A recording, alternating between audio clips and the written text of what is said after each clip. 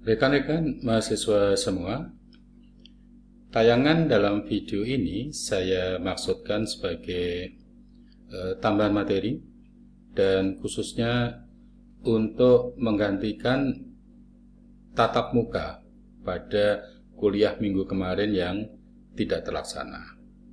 Dan sekaligus juga pada hari Senin minggu ini yang karena libur dan semestinya diganti hari Sabtu besok, maka jadwal pada hari Sabtu besok tidak perlu dilaksanakan karena sudah diganti dengan tayangan video dan materi kuliah yang saya sampaikan melalui Simaster baik minggu yang lalu maupun minggu ini. Jadi yang akan saya sampaikan dalam video ini nanti adalah yang biasa saya berikan ketika kuliah dilaksanakan pada minggu pertama, pada tatap muka kuliah minggu pertama, yaitu menjelaskan kira-kira apa isi dari mata kuliah ini, ya, mata kuliah metode numerik ini dalam masa satu semester nanti atau 14 minggu pertemuan nanti. Isi dari mata kuliah pada setiap minggu bisa Anda baca pada materi RPKPS yang saya share melalui semester minggu yang lalu. Ya. Maka kalau Anda baca dalam RPKPS itu, nantinya pada minggu pertama dan minggu kedua, isinya adalah mengenai pengenalan apa-apa yang perlu disiapkan agar pelaksanaan mata kuliah ini dapat berjalan dengan baik. Khususnya adalah apa yang perlu Anda persiapkan agar nanti bisa mengikuti isi dari mata kuliah itu dengan nyaman dan dapat memberikan kompetensi seperti yang diarahkan di dalam kurikulum fisika. Dalam konteks itu, maka yang biasa saya lakukan di dalam setiap mata kuliah yang saya berikan, ya, mata kuliah metode numerik, mata kuliah komputasi fisika, dan mata kuliah fisika kuantum adalah di dalam masa kuliah itu nanti akan ada beberapa tugas selain ujian tengah semester dan ujian akhir semester. Tujuan dari tugas sebetulnya adalah agar kita memaksa diri untuk melatih, ya, materi yang saya berikan setiap pelaksana kuliah akan berjalan. Biasanya saya share melalui Simaster 1 hari sebelum pelaksanaan tatap muka. Harapannya dengan men-share materi melalui Simaster itu, maka bisa dibaca dulu, dan kalau ada yang belum jelas, maka bisa ditanyakan pada saat pertemuan atau tatap muka. Ya. Jadi kira-kira tugas itu adalah untuk memaksa diri dari kita agar paham terhadap materi yang saya berikan tadi. Karena yang selalu saya sampaikan dalam setiap pertemuan mata kuliah yang saya ampu adalah kebetulan mata kuliah metode numerik, komputasi fisika, dan fisika kuantum itu memiliki karakter yang sama, yaitu materi yang diberikan itu tidak cukup kalau hanya kita dengarkan atau kita baca tanpa kita lakukan pelatihan, ya, mencoba materi yang diberikan tadi. Dalam istilah umum disebut sebagai learning by doing. Jadi kita belajar dengan mempraktekannya, ya, bukan hanya mendengarkan dan membaca. Ya. Jadi ada unsur keaktifan di sana. Maka kalau itu dilakukan, saya yakin materi yang saya berikan tadi, seluruh materi yang saya berikan itu akan bisa dipahami, dan karena itu kompetensi dari mata kuliah ini akan bisa tercapai. Kalau bagi mahasiswa sendiri, kompetensi dapat tercapai itu adalah dengan memperoleh nilai yang diharapkan, yang baik tentunya. Kira-kira itu. Jadi dengan mengerjakan tugas tadi, biasanya adalah ada 2 tugas sebelum UTS dan 2 tugas setelah UTS dan sebelum UAS. Itu berarti adalah dalam satu semester akan ada 4 tugas. Ditambah 2 ujian, yaitu ujian tengah semester dan ujian akhir semester, berarti akan ada 6 kontribusi nilai yang bisa Anda dapatkan. Jadi kira-kira kalau kita coba buat presentasi, maka 4 tugas tadi akan memberikan kontribusi 40%, dan kemudian ujian tengah semester serta ujian akhir semester akan memberikan kontribusi 60%. Itu berarti adalah setiap tugas kontribusinya adalah 10%, ada 4. Kemudian ujian tengah semester dan ujian akhir semester masing-masing adalah 30%. Jadi Anda bisa memperkirakan sendiri bahwa kalau itu kita ikuti, maka sangat kecil kemungkinan kita akan mendapatkan nilai yang kurang baik. Mestinya secara rata-rata kan lebih dari rata-rata kalau kita mengikuti yang menjadi perencanaan tadi, mengerjakan tugas dan mengikuti seluruh ujian. Kira-kira itu maksud dari tugas yang saya berikan tadi. Jadi sekali lagi, tujuan utamanya adalah untuk memaksa diri agar kita berlatih, sehingga dengan berlatih itu kita mempraktekkan materi yang diberikan, bukan hanya dibaca dan didengarkan. Ya. Maka kalau itu kita lakukan, harapannya materi itu akan bisa kita pahami. Dan untuk menjamin itu, maka isi dari ujian nanti, dalam ujian nanti, yang masing-masing ujian dalam UAS dan UTS nanti ada 4 soal, itu semuanya juga tidak akan keluar dari materi yang saya sampaikan. Ya. Sehingga kira-kira kalau kita coba perkirakan gitu, selama kita memahami ya, dengan membaca, mendengarkan, dan mempraktekkan materi yang diberikan itu, seharusnya ya, soal dalam ujian itu akan bisa diselesaikan. Karena tidak akan keluar dari materi yang diberikan. Soal dalam ujian itu merupakan elaborasi, ya, modifikasi dari hal-hal yang saya sampaikan di dalam materi. Jadi tidak akan ada pertanyaan dalam ujian yang tiba-tiba keluar dari materi yang saya berikan itu. Semuanya berasal dari materi, merupakan modifikasi saja atau elaborasi saja, perluasan saja. Ya.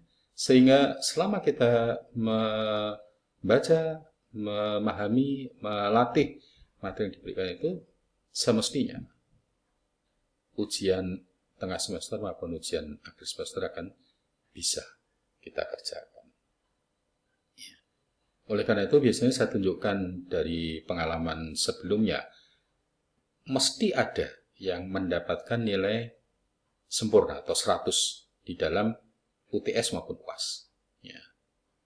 Itu merupakan salah satu bukti bahwa selama mempelajari materi itu, maka seluruh soal dalam UTS atau ujian semestinya bisa dikerjakan. Karena hanya merupakan perluasan dari materi itu. Ya.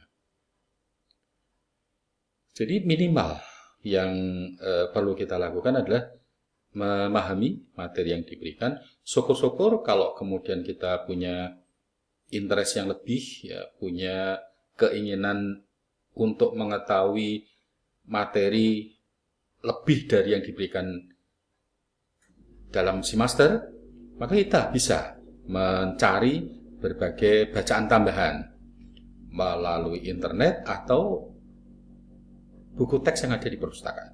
Ya. Maka kalau itu dilakukan akan semakin baik lagi. Ya.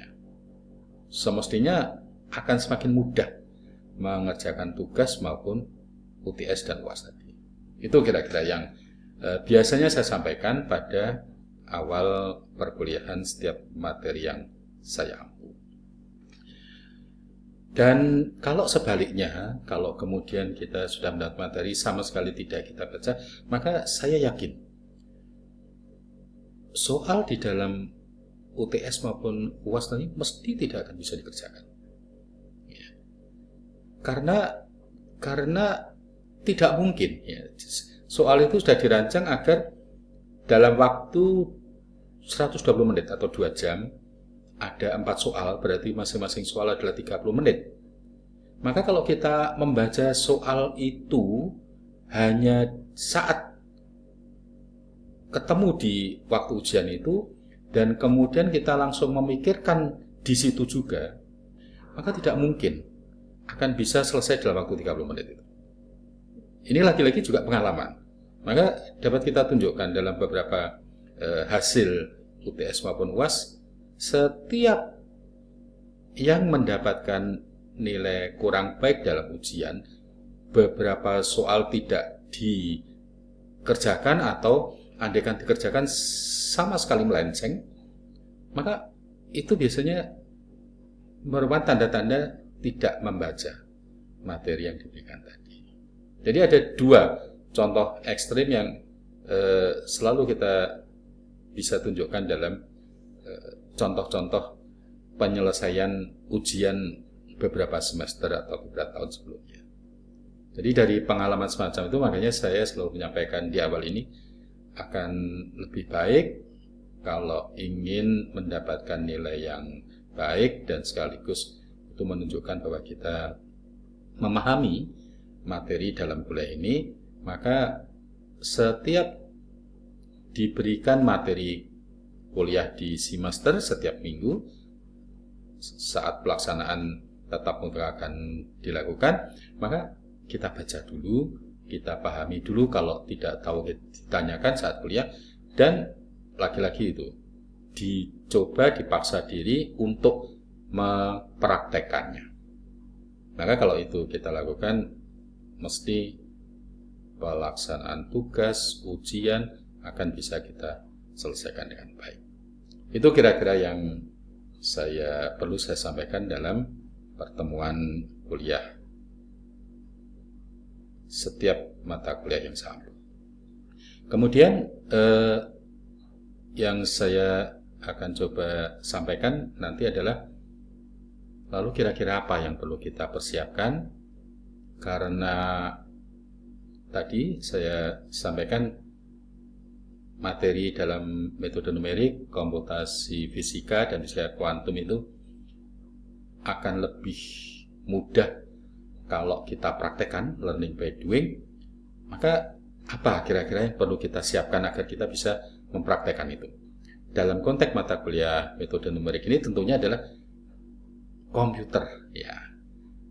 Komputer apa andaikan kita punya yang perlu kita persiapkan, dan kemudian kalau tidak punya, apa kira-kira perangkat lain yang bisa kita miliki? Apakah tablet atau apakah handphone, ya, ataukah kita bisa mengakses komputer publik yang bisa terhubung dengan internet, ya. Sehingga nanti akan saya coba berikan beberapa opsi agar kita bisa melakukan praktek mencoba sendiri materi yang diberikan tadi. Jadi yang pertama, coba saya tunjukkan dulu RPKPS yang saya share. Ya.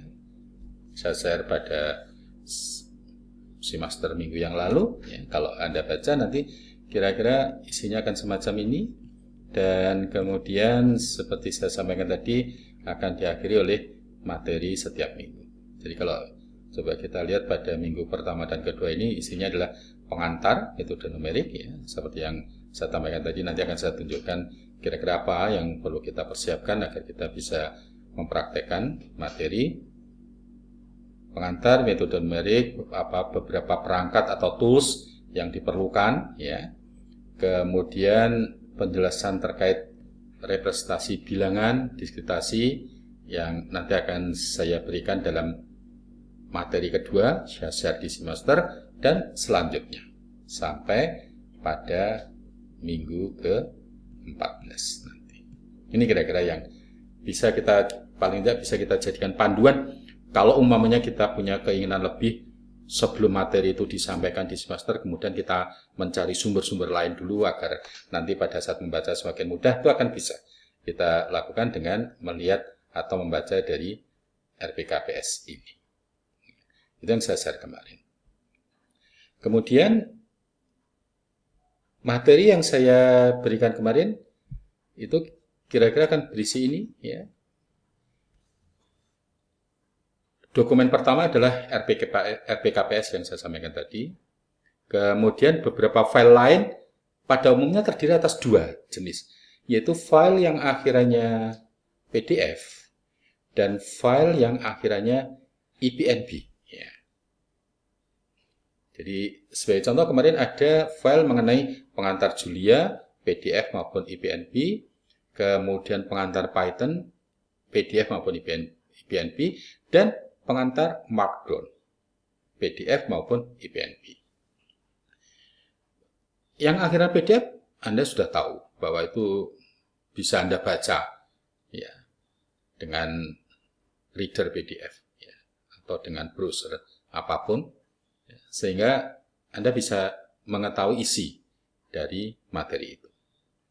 Sesuai dengan namanya maka bisa kita perkirakan pengantar Julia itu adalah memberikan pengantar terkait dengan bahasa Julia yang kira-kira nanti akan terkait dengan seluruh materi dalam kuliah ini.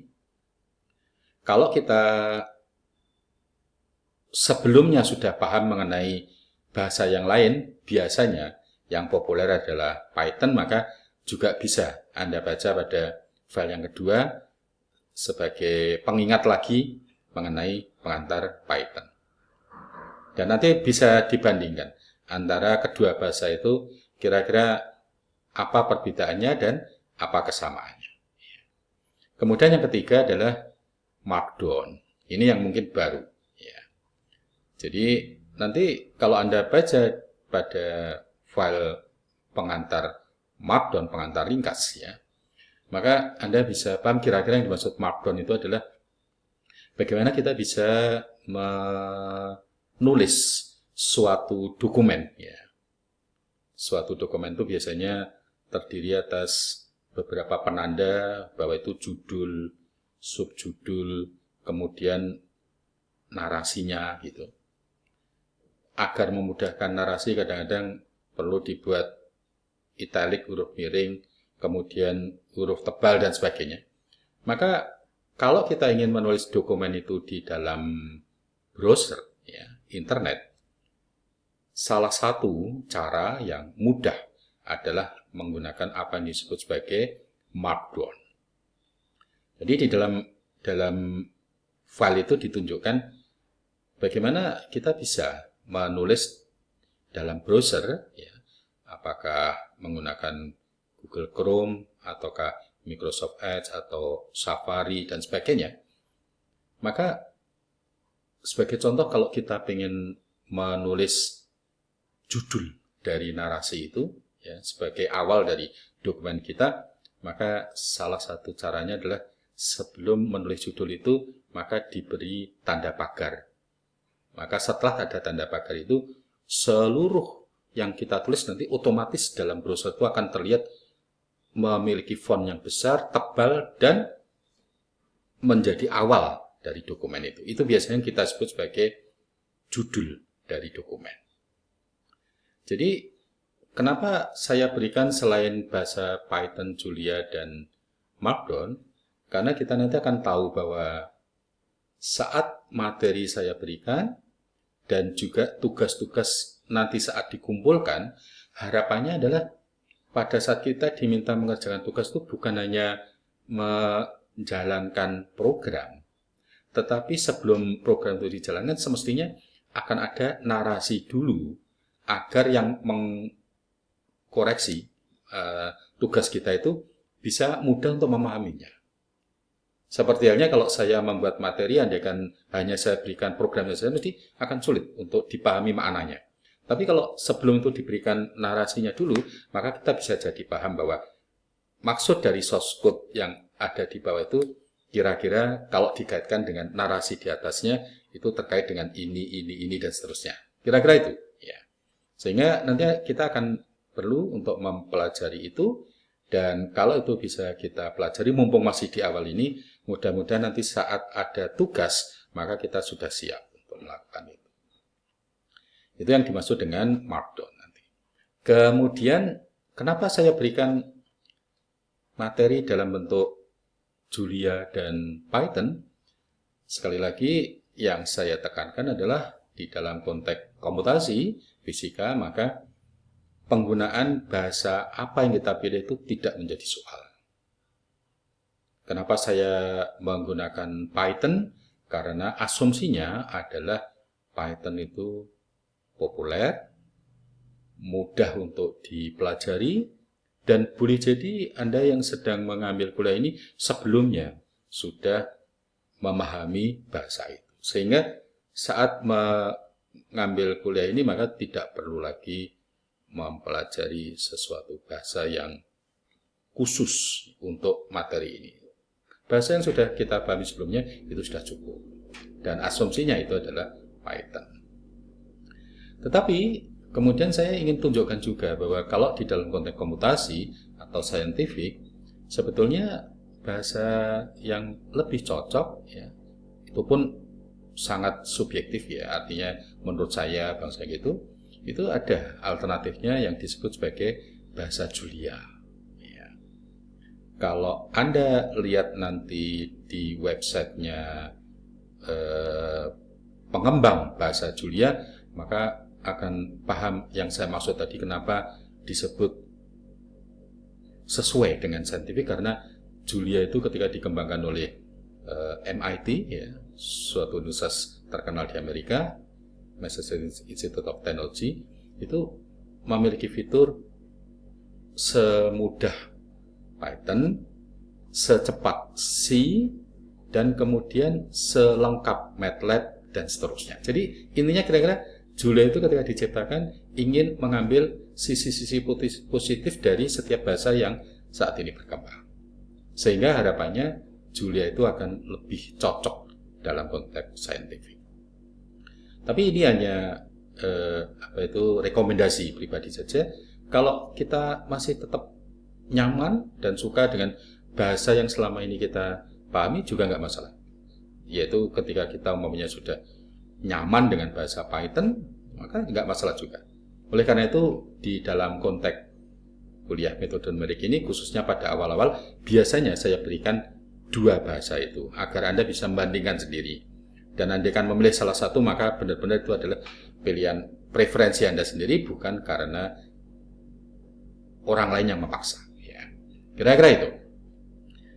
Oleh karena itu, saya ingin menunjukkan pertama mengenai file IPNB dan PDF itu. PDF sudah saya sampaikan tadi bahwa itu kita semua sudah paham, ya, mudah dibaca, mudah di print dan sebagainya, bersifat portable. Yang IPNB ini sebetulnya singkatan ya dari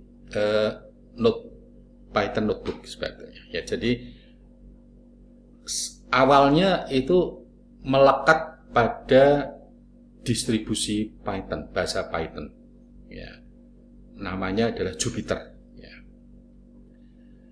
Sehingga pada saat orang ingin membuat suatu kode bahasa pemrograman, dalam konteks ini adalah Python, maka salah satu cara untuk menuliskan kode atau bahasa pemrograman tadi adalah menggunakan Jupyter tadi yang berbasis web.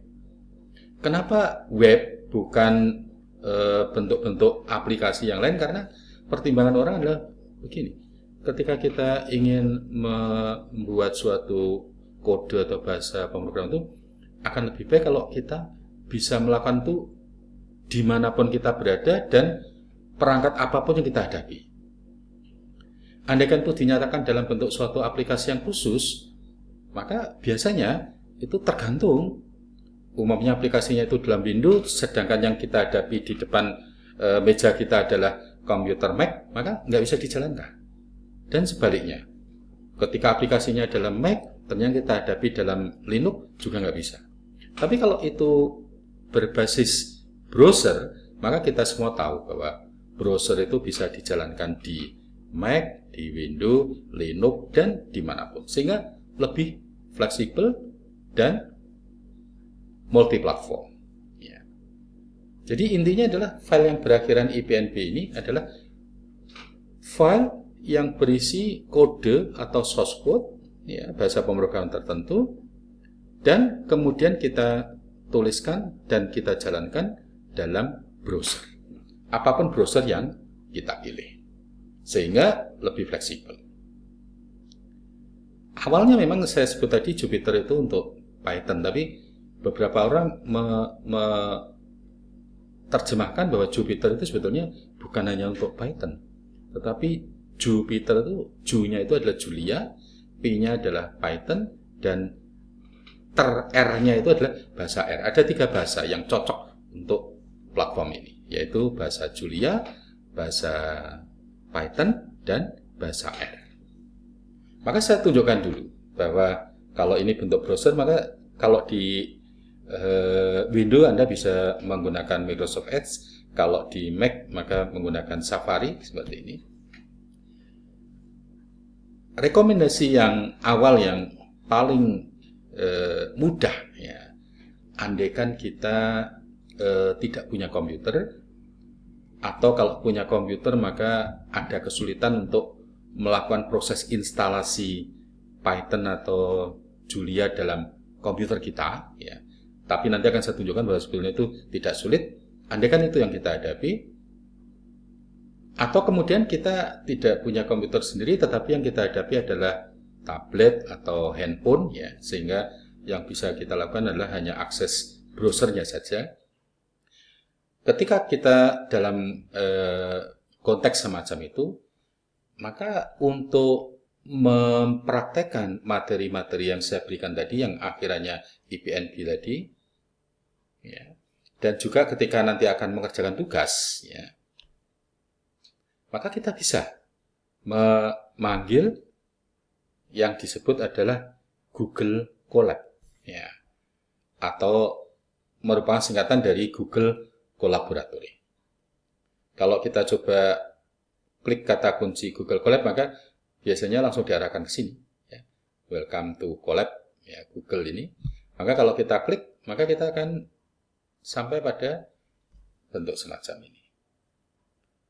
Jadi biasanya yang kita pertama hadapi adalah ini adalah dari browser apapun, ya, seperti saya sampaikan tadi.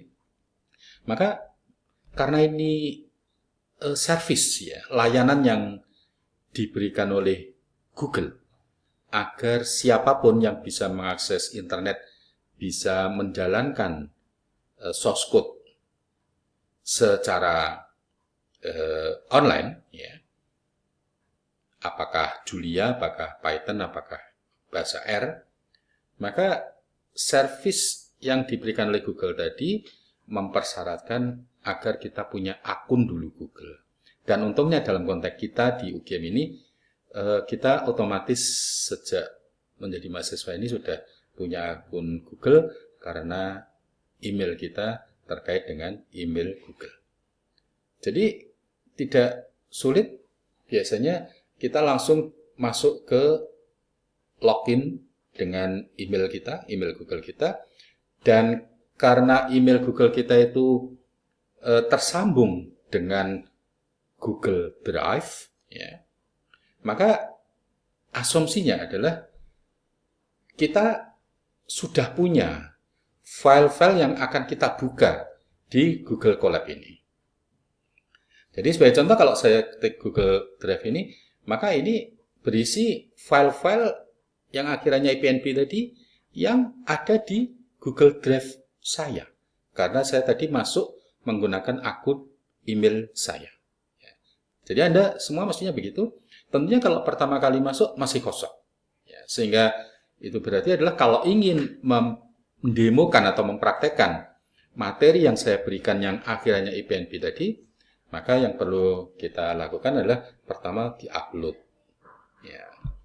File tadi di-upload, kemudian nanti kalau kita klik, maka akan mencari file kita tadi diletakkan di mana. Kemudian nanti seperti biasa, kalau kemudian kita sudah pilih, maka akan muncul file-file yang seperti yang saya punya ini. Jadi andaikan file tadi sudah kita upload, maka sebagai contoh, kalau saya mengetik pengantar Python IPNB di sini, maka akan muncul semacam. Jadi ini yang menjadi enak, karena orang bisa membuat, memodifikasi, dan menjalankan source code beserta narasinya dalam browser yang kita hadapi. Itu artinya adalah tidak terbatas apakah kita menggunakan Windows, Mac, Linux, atau apapun, termasuk menggunakan HP. Oleh karena itu, dari sini menjadi tidak ada alasan kalau kemudian kita menganggap bahwa tugas itu tidak bisa kita kerjakan karena kita tidak punya perangkatnya. Karena dengan browser ini sebetulnya ini bisa kita kerjakan di HP, di tablet, atau di komputer. Dimanapun bisa. Jadi seperti saya sampaikan tadi, kalau itu yang kita hadapi, maka rekomendasi saya adalah sebaiknya menggunakan Google Colab. Karena dengan Google Colab ini, maka file-file yang saya share di Seamaster itu akan langsung bisa digunakan. Jadi kalau kita lihat nanti, inilah yang kita sebut sebagai, pertama ini bentuk narasi ini, yang saya sebut sebagai markdown tadi. Sedangkan yang ini, bentuk source code ini yang disebut sebagai source code dalam Python, dalam Julia, dan sebagainya.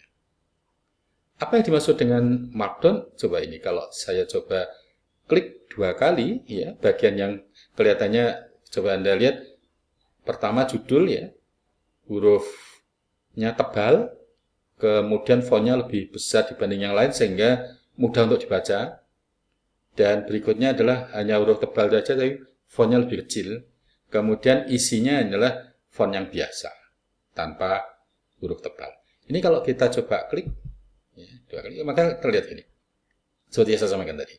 Kalau saya menulis Python, kemudian .2, tinjauan secara ringkas, kemudian ada tanda pagar 1 ini, maka nanti bentuk tampilannya akan semacam ini. Sehingga ini sebetulnya adalah cara-cara kita menulis dokumen dalam Word atau dalam word processor lain. Kemudian kalau kita ingin fontnya besar, kemudian kita pilih resolusinya, kemudian kita pilih bold atau italic dan sebagainya. Kalau di sini cukup ini saja. Kita ketik tanda pagar 1, ini sudah otomatis menyebabkan fontnya besar, tebal, dan paling atas. Dan seterusnya. Kemudian tanda titik 3 ini artinya adalah pemisah, baris pemisah. Kemudian tanda bintang 2, ini sebetulnya kalau kita biasa menggunakan WhatsApp sudah biasa. Bintang 2, maka di antara bintang 2 itu akan menyebabkan tebal. Dan kita bisa menduga kalau bintang 1 akan menyebabkan italic atau huruf miring. Jadi ini yang bisa Anda baca pada file yang saya share kemarin, yaitu yang berjudul pengantar markdown. Jadi kira-kira nanti kalau kita membuat tugas, maka yang perlu kita lakukan adalah mirip seperti materi yang saya berikan ini. Pertama, Anda berikan dulu narasi sesuai tugas yang saya berikan. Kemudian setelah narasi itu, baru source code-nya, kode-kodenya untuk dijalankan sesuai bahasa yang kita pilih. Kenapa saya untuk 2 tahun terakhir ini selain menggunakan Python menggunakan Julia? Karena Google Colab ini yang saya anggap paling simple untuk mempraktekkan materi kuliah, ini sejak Maret tahun 2025 dulu. Ya, ini kalau kita coba runtime-nya kita klik, ini akan kita lihat bahwa runtime-nya itu kalau dulu otomatisnya hanya memfasilitasi Python dan bahasa R. Tapi untuk bulan Maret 2025 kemarin itu sudah ditambah dengan Julia. Oleh karena itu saya berpikiran kalau Julia itu dirancang yang paling sesuai untuk aktivitas komputasi saintifik dan kemudian sudah difasilitasi oleh Google Colab, maka menjadi peluang yang baik kalau kemudian kita coba fasilitasi di dalam mata kuliah metode numerik, komputasi, dan seterusnya nanti. Sehingga pilihan kita menjadi lebih banyak. Bukan hanya Python, tetapi kita juga bisa mencoba Julia. Itu kira-kira yang bisa saya sampaikan, andaikan yang kita hadapi adalah kendala seperti tadi. Kita kesulitan dalam instalasi Python dan Julia dalam komputer kita, atau bahkan kita tidak memiliki komputer, kita hanya bisa mengakses HP atau tablet, tetapi bisa mengakses internet, maka menggunakan Google Colab ini adalah cara yang paling cepat dan gampang untuk mempraktekkan materi yang saya berikan melalui Simaster. Yang biasanya selalu ada, selain belakangnya PDF, ada yang belakangnya adalah .ipnb. Itu kira-kira yang pertama. Kemudian yang berikutnya, kalau Anda ingin menggunakan Python dan mungkin sudah ya, tetapi Anda ingin menginstal sendiri di komputernya sendiri-sendiri, maka biasanya yang digunakan kebanyakan orang adalah menggunakan Python yang didistribusikan oleh Python Anaconda. Ya.